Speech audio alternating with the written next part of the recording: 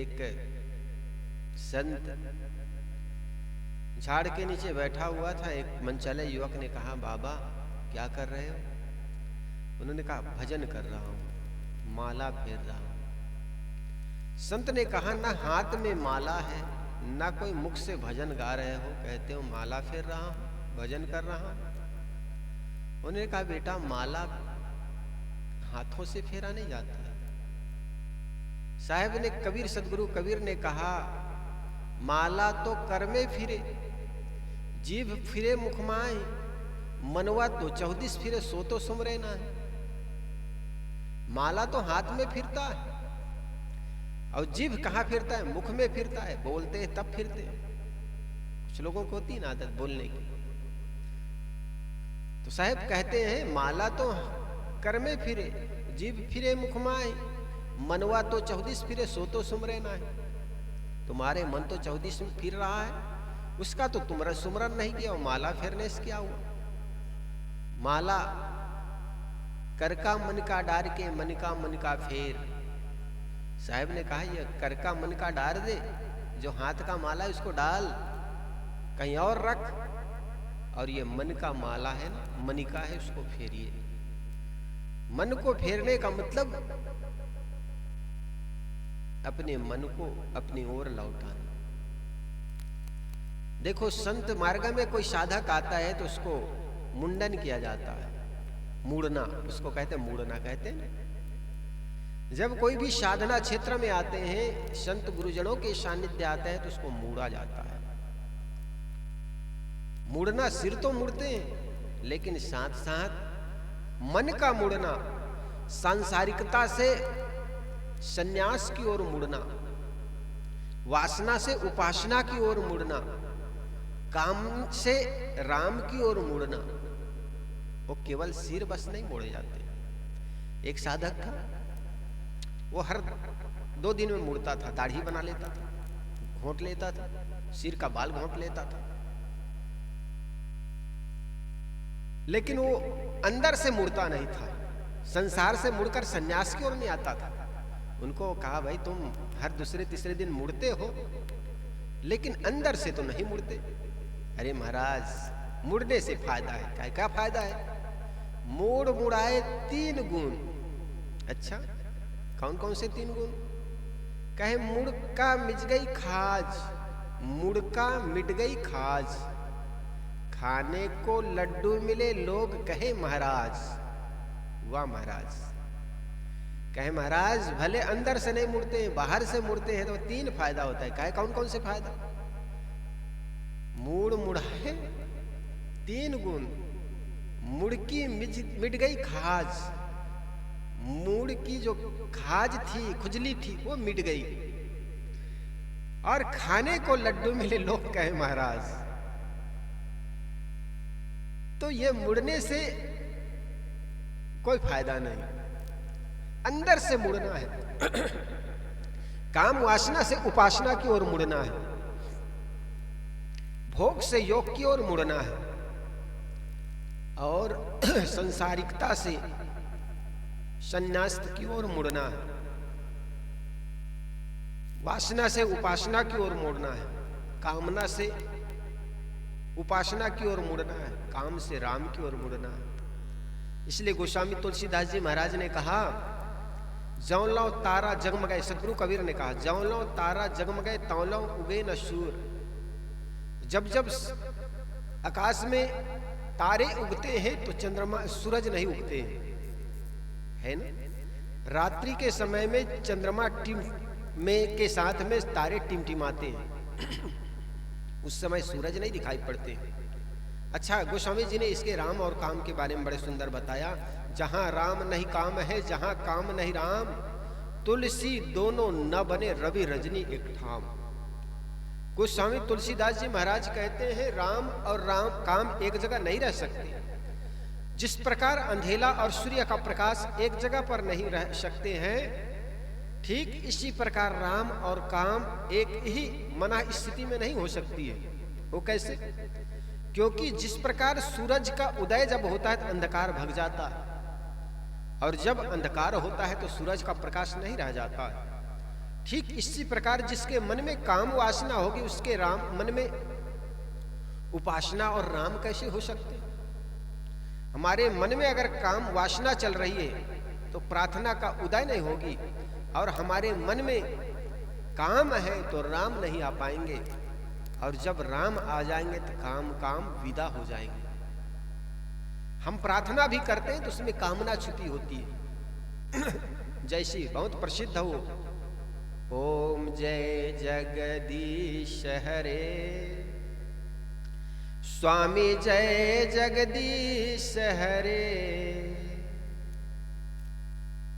धन संपत्ति घर आवे, सुख संपत्ति घर आवे, कष्ट मिटे मन का,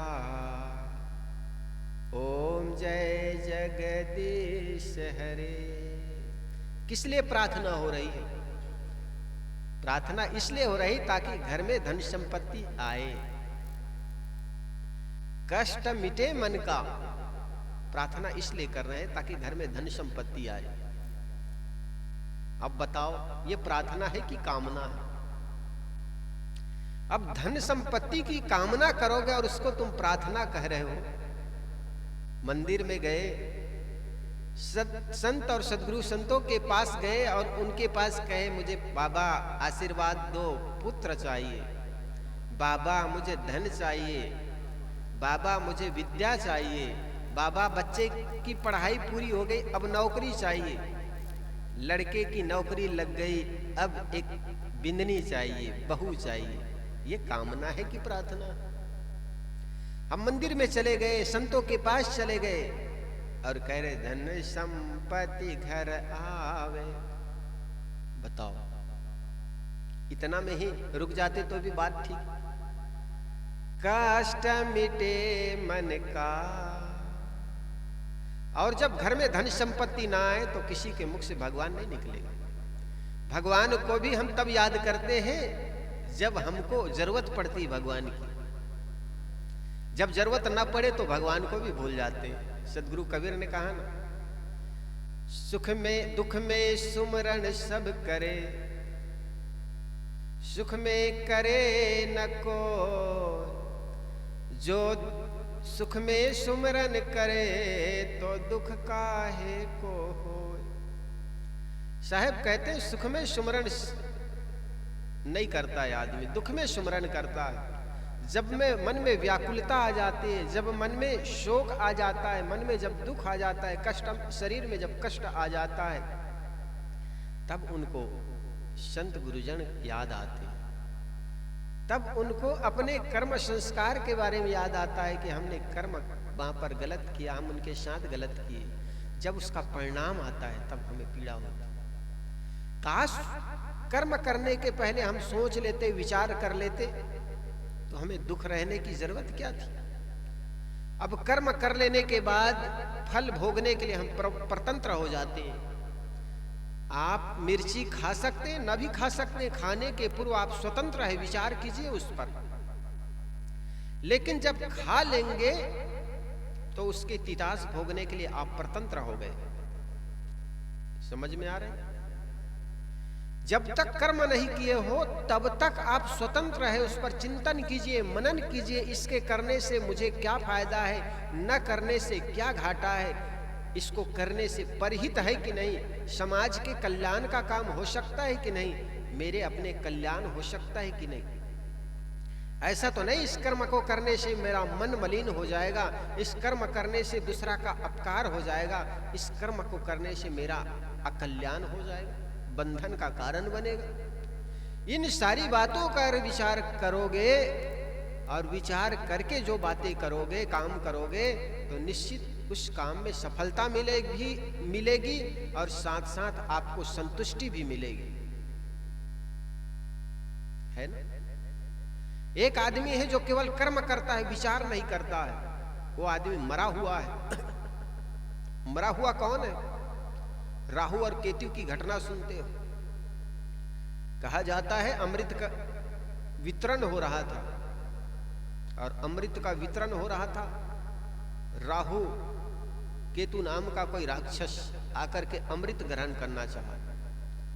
तो कहा जाता है मोहिनी रूप बना करके अमृत का वितरण कर रहा था विष्णु जी।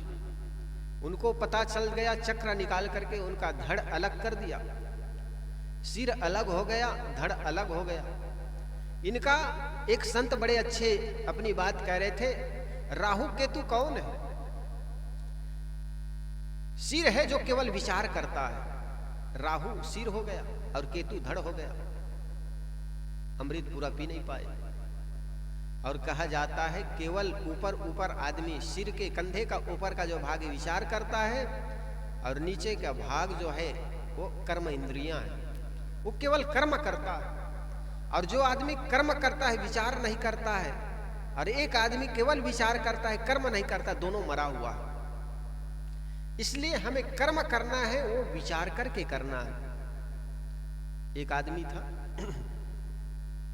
एक सहयोगी मजदूर खोजने गया, मिल गया उनको। तो वर्कर्स ने पूछा क्या काम करना है? कहे काम करने के लिए तो मैं हूं ना, काम करने के लिए मैं काफी हूं काम करने के लिए, आपको केवल विचार करना है, विचार करना है। उस आदमी ने कहा बहुत सस्ता काम है, कोई बात नहीं, कर लेंगे, बैठे बैठे तो विचार ही करना है। हाँ, वेतन क्या दोगे? उन्होंने कहा 3000 दूंगा। इनका 3000 बहुत अच्छा है, जब विचार ही करना है बैठे बैठे और 3000 मिल जाए तो बहुत अच्छी बात है। अच्छा तुम क्या करते हो?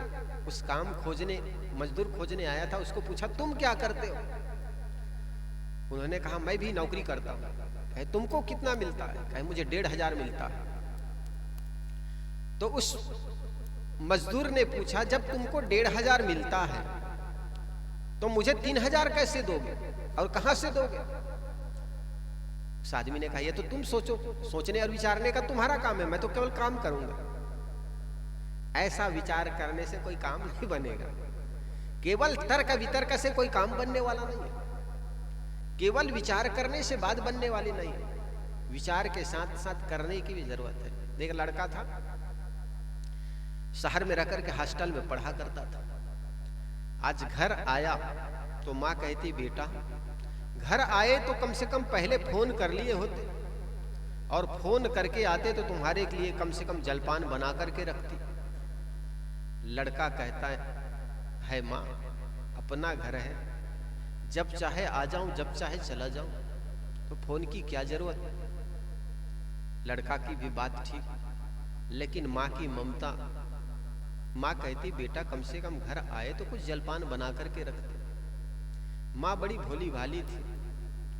लड़का अंदर आया, कुर्सी पर बैठा, माँ कहती बेटा पहले जलपान कर लो। और लड़का तो पढ़ लिख कर आया था, तो पढ़ा लिखा का अहंकार बड़ा अजब होता है, गजब होता है। लड़का अहंकार से भरा हुआ था और सोचता था कि ये माँ को ना बताऊं मैं क्या पढ़ करके आया हूं, तो माँ क्या जानेगी।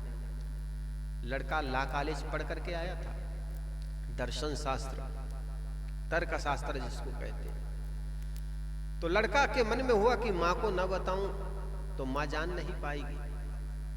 तो लड़का कहता है माँ तुम जानती हो मैं कौन सी विद्या पढ़ करके आया हूं? माँ कहती बेटा कौन सी विद्या पढ़ करके आए हो?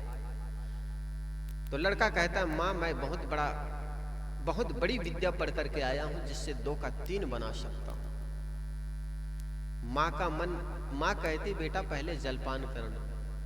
लड़का सुना ही रहा था, उतने में माँ 2 लड्डू ले आई और 2 लड्डू प्लेट में ला करके रख दी टेबल पर, और माँ कहती बेटा पहले जलपान कर लो फिर बातें होंगी। लेकिन जिस लड़के के मन में अहंकार भरा हो वो दूसरे को कहां समझ पाता।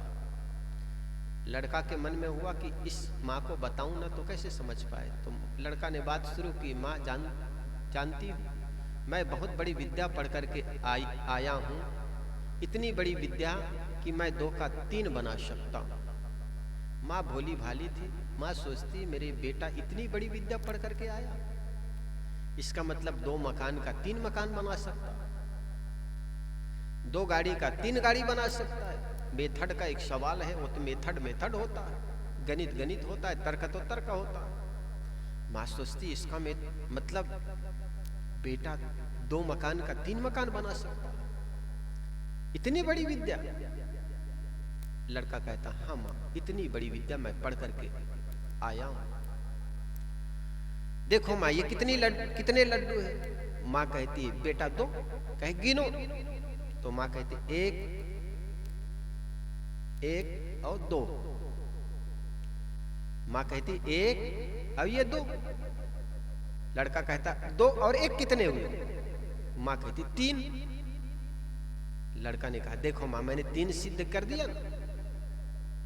माँ कहती बेटा सिद्ध भले कर दो लेकिन 2 है। तो लड़का कहते माँ तू पहले सिद्ध करो तो बताऊं मैं तो सिद्ध कर दिया ना, 2 और 1 3। अब दूसरे तरफ से गिनो। माँ फिर दूसरे तरफ से गिनती 1 2। तो देखो 3 कर दिया ना, मैंने सिद्ध कर दी। उनका बूढ़ा बाप था और पिता आखिर उसी का पिता था, वो भी उन्हीं के जैसे था। उन्होंने दूर में बैठा था, आकर के कहा बेटा मैं जान गया, बिल्कुल तुम बहुत बड़ी विद्या पढ़ करके आए हो, मैं समझ गया। ये तुम्हारी माँ भोली है, इसकी समझ में आएगी नहीं। एक लड्डू को उनके बाप खा लिया, उन्हीं के जैसा था वो भी। एक लड्डू के स्वयं खा लिया, एक लड्डू को उनकी मम्मी को दे दी, इसको तू खा ले। और लड़का को कहा बेटा तीसरा जो लड्डू तूने सिद्ध किया है ना उसको तू खा ले। लड़का तो ठगा सा रह गया। तर्क कोई जीने की चीज थोड़ी है, तर्क से कोई पेट थोड़े भरता। तर्क तो तर्क होता। तो ये खाली तर्क, केवल विचार, केवल विचार। आंखें तो है, वैसे ही है जैसे एक आदमी की आंखें हो लेकिन पैर ना हो। वो देख तो सकता है बहुत दूर दूर तक लेकिन चल नहीं सकता। और दूसरा आदमी जिनके पैर तो है लेकिन आंखें नहीं, वो चलेगा कहां? देख तो सकता नहीं, वो चलेगा तो गिरेगा खाई खंडक में या कंकड़ कांटों में उलझ करके मर जाएगा। हमारे जीवन के साथ भी ऐसी घटना घट रही है। प्रकाश, ज्ञान रूपी प्रकाश नहीं है, संयम रूपी ब्रेक नहीं है, और अंधकार रूपी रात्रि में, अज्ञान रूपी रात्रि में, उम्र रूपी सड़क पर जिंदगी रूपी मोटरसाइकिल चलाए चले जा रहे हैं। बताओ क्या हो?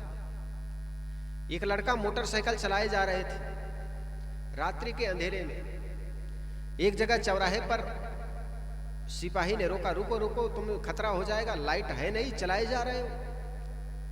उस बाइक वाले ने कहा भाई साहब पहले आप हट जाओ, खतरा तो बाद में होगा, मेरे बाइक में ब्रेक भी नहीं है। ठीक ऐसा ही हमारे जीवन में प्रकाश रूपी, ज्ञान रूपी प्रकाश नहीं है और संयम रूपी ब्रेक नहीं है। उम्र की इस सड़क पर जिंदगी रूपी गाड़ी चलाए जा रहे हैं। बताओ क्या होगा? जिंदगी को सही सलामत मंजिल तक पहुंचाने के लिए संयम रूपी ब्रेक चाहिए, ज्ञान रूपी प्रकाश चाहिए, और ये दोनों के अभाव में आदमी करता तो बहुत है लेकिन पहुंचता कहीं नहीं। इसलिए हमें कर्म तो करे, कर्म करने के साथ साथ विचार करने की जरूरत है। और जो आदमी विचार करता है, विवेकी होता है और विचार विवेक करके कर्म करता है, निश्चित वो कर्म व्यक्ति को मंजिल तक पहुंचा देता है। इसलिए साहब जी कह रहे हैं आपा तजे हरि भजे